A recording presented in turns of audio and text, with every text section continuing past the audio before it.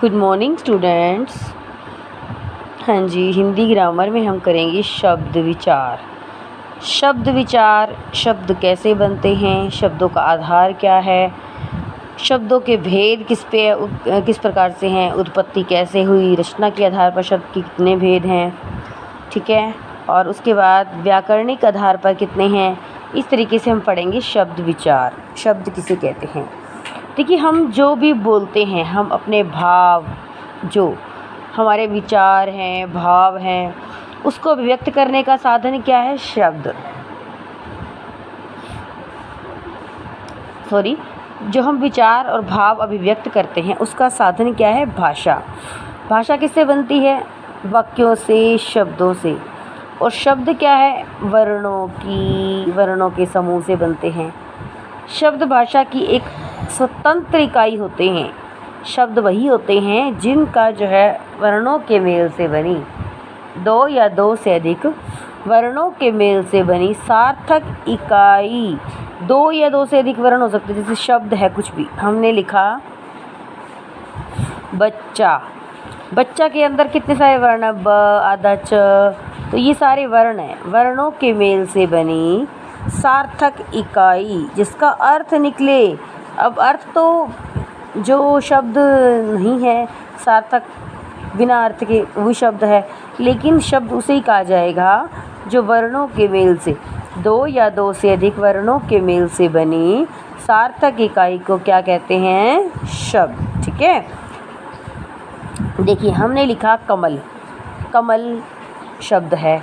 तालाब शब्द है। में, खिलता शब्द है। ठीक है, तो वर्णों, दो या दो से अधिक वर्णों के मेल से बनी इकाई तो है शब्द। लेकिन शब्द, जैसे मैंने शब्द बोले, शब्द जब वाक्य में प्रयुक्त हो जाता है, जैसे मैंने कमल, तालाब, खिलता, इन सबको मैंने एक वाक्य में बदल दिया। कमल तालाब में खिलता है। शब्द को जब वाक्य में प्रयुक्त हो जाता है तो वो क्या कहलाता है? पद। सिर्फ शब्द और पद में यही डिफरेंस है कि शब्द एक स्वतंत्र इकाई है, ठीक है, लेकिन पद, शब्द क्या होता है? जब वाक्य में प्रयुक्त हो जाता है तो वो क्या कहलाता है? पद। तो पद बनने के बाद वो व्याकरणिक नियमों से बंध जाता है। ठीक है, उसके बाद है शब्दों का वर्गीकरण। देखिए, उत्पत्ति के आधार पर कि उत्पत्ति कैसी हुई शब्दों की, उसके आधार पर स्रोत भी कहते हैं। व्युत्पत्ति, रचना कहाँ से हुई इसकी, अर्थ का आधार क्या है, प्रयोग के आधार पर क्या है, और व्याकरणिक प्रकार्य का आधार क्या है। तो देखिए, उत्पत्ति का आधार, उत्पत्ति का अर्थ ही होता है मूल, उद्गम, कि उन शब्दों का उद्गम कहाँ से हुआ। ठीक है, कोई भी शब्द हमारी भाषा में कहाँ से आया है, उसका मूल उद्गम कहाँ है, इसके आधार पर क्या है? 5 भेद। ध्यान दीजिए, तत्सम शब्द, तद्भव शब्द, देशज शब्द, विदेशी शब्द और संकर शब्द। ठीक है, तो उत्पत्ति के आधार पर 5 भेद माने गए हैं: तत्सम, तद्भव, देशज, विदेशी और संकर शब्द। देखिए बेटा, तत्सम शब्द क्या होते हैं? तत्सम शब्द वे होते हैं, देखो, तत् जमा सम, इनके मेल से बना है, जिसका अर्थ क्या है? इसके समान। किसके समान? संस्कृत भाषा के। तत्सम शब्द वे होते हैं, हिंदी भाषा के शब्द जो संस्कृत शब्दों के समान होते हैं, तत्सम समान होते हैं, जो कि अपना प्रयोग तो किए जाते हैं हिंदी में, लेकिन कैसे प्रयोग किए जाते हैं? जो संस्कृत के हैं और उन्हें ज्यों के त्यों हिंदी में प्रयोग किया जाता है, वो होते हैं हमारे तत्सम। देखिए, रात्रि, ये संस्कृत शब्द है लेकिन हम इसे हिंदी में ज्यों के त्यों प्रयोग करते हैं। कर्म, ज्येष्ठ, नासिका, श्वास, इसी तरह के कई शब्द हैं। ठीक है, तत्सम शब्द वे होते हैं जो संस्कृत के समान होते हैं और संस्कृत भाषा के शब्द होते हैं जिन्हें हिंदी में एज इट इज़ प्रयोग किया जाता है, उनमें कोई चेंज, उनमें कोई बदलाव नहीं लाया जाता। उसके बाद है तद्भव शब्द।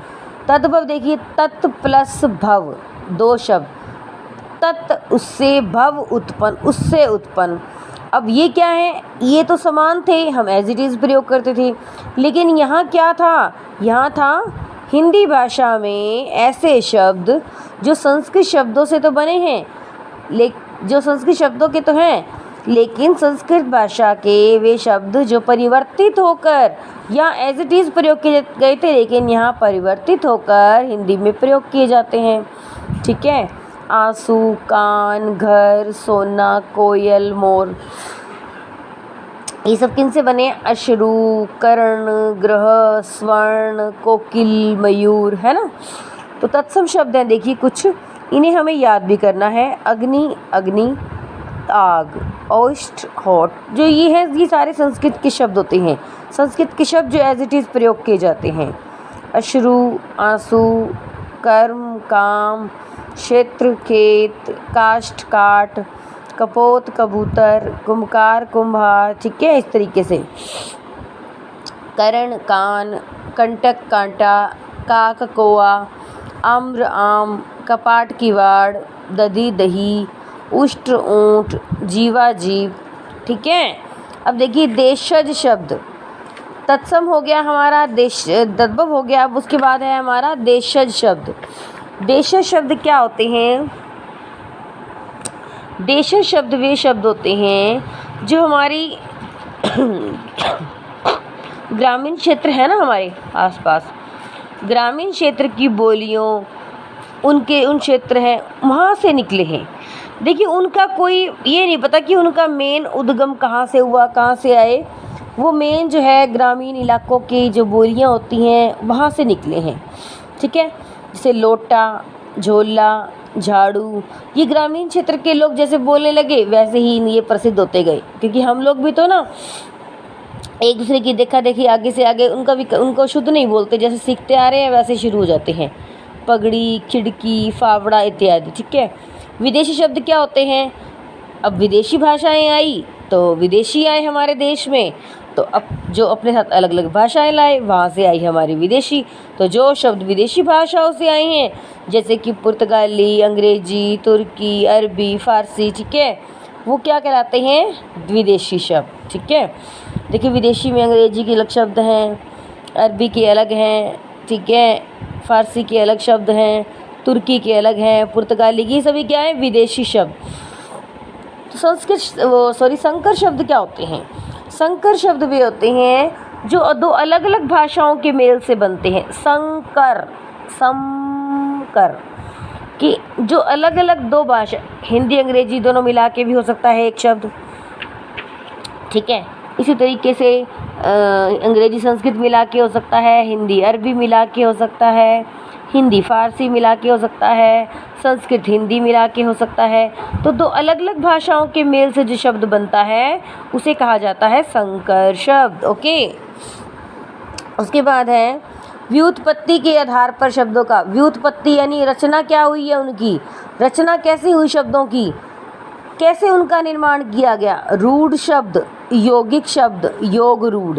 अब देखिए रूढ़ शब्द वे होते हैं जिन शब्दों के टुकड़े करने पर उनका कोई अर्थ ना निकले। ठीक है, जो कि परंपरागत रूप से किसी विशेष अर्थ के लिए ही प्रसिद्ध हो गए हैं और उनके टुकड़े करते हैं, उनका कोई अर्थ नहीं निकलता। जैसे घर है, हमने घर के टुकड़े की घ जमा र, क्या घ और रह की कोई अर्थ निकलता है? नहीं। ठीक है, और घर किसी विशेष अर्थ के लिए हो गया प्रसिद्ध। घर किसे कहते हैं? जिसमें हम रहते हैं। ठीक है, इसी तरह से पेड़ के टुकड़े करें, पेड़, क्या इनके टुकड़े करने पर अर्थ निकलता है? नहीं। तो क्या है ये? रूढ़ शब्द। और पेड़ किसके लिए रूढ़ हो चुका है, प्रसिद्ध हो चुका है, आपको पता है। फूल।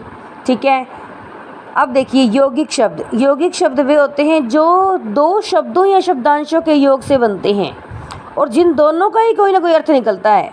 ठीक है, मैंने कहा पाठ जमा शाला, पाठ आपको पता है, शाला का पता है। घुड़सवार, घोड़े पर सवार, है ना। तो दो शब्दों या शब्दांशों के योग से बनते हैं और टुकड़े करने पर उनका कोई ना कोई अर्थ निकलता है, यौगिक। और योग रूढ़ क्या होते हैं? योग रूढ़ वे होते हैं जो बनते तो हैं उनसे लेकिन इनका कोई तीसरा अर्थ किसी विशेष अर्थ को ही निकलता है। जो शब्द यौगिक होते हुए भी किसी विशेष अर्थ के लिए हो जाते हैं रूढ़। मतलब दो शब्द उनका कोई ना कोई अर्थ अवश्य होता है, लेकिन वो अर्थ क्या है तीसरे को। देखिए जैसे कि मैंने कहा जलज, जलज क्या, ये देखो ये सभी चीज़ें जलज हैं, पानी में उत्पन्न होती हैं, है ना। लेकिन जलज को देख के एक योग रूढ़ शब्द है, हमारे दिमाग में क्या आता है, कमल। जब चारपाई कहते हैं चार पायों वाली, लेकिन खाट के अर्थ में रूढ़ हो गया है ना। तो इसी प्रकार बर्फ़ के घर को हिमालय नहीं कहते, है ना। तो उत्तर में क्या कहा जाता है, वशिष्ठ पर्वत, रूढ़ हो गया है। नीलकंठ पर्वत, तो किसी विशेष अर्थ को रूढ़ हो जाता है, वो क्या कहलाता है, योग रूढ़। Okay class, thank you.